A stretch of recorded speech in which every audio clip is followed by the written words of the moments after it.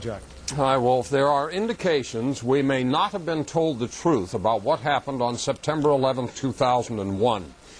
The Washington Post claims reports that U.S. air defenses scrambled jets that day and were ready to shoot down United Flight 93 are false. The truth is the military never had any of the hijacked airliners in its sights. The troubling part of the story is officials with both NORAD and the FAA continued to give inaccurate information about the attacks for 2 years after 9/11. A member of the 9/11 Commission says his panel didn't trust testimony from Pentagon officials about the timeline of events, so they referred their concerns to the Pentagon Inspector General and even considered taking it to the Justice Department for a possible criminal probe. The Pentagon admitted that it did make mistakes, but insists they have since corrected them, and they said they found nothing that indicates the testimony to the 9/11 Commission was knowingly false. Here's the question. What does it mean if the 9/11 Commission thought the Pentagon was not telling the truth about the day of the attacks? Email your thoughts to CaffertyFile@CNN.com or go to CNN.com/CaffertyFile. New York. Hi, Jack.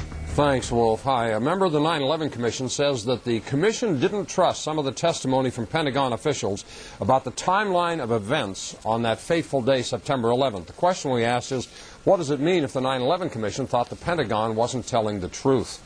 Barry writes from El Cajon, California, business as usual, the chain of command versus accountability, always a difficult balancing act for the military and the civilians supervising them. But that's no excuse for hiding the truth, as people tend not to trust what they cannot see.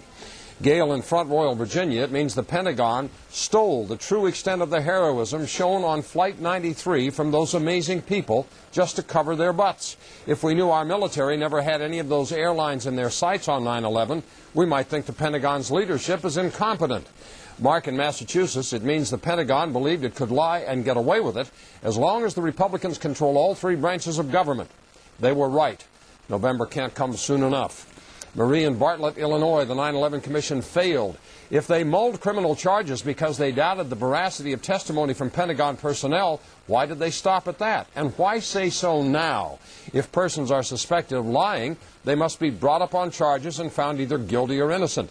The Commission declared themselves to be judge and jury, and the kangaroo court verdict was not guilty.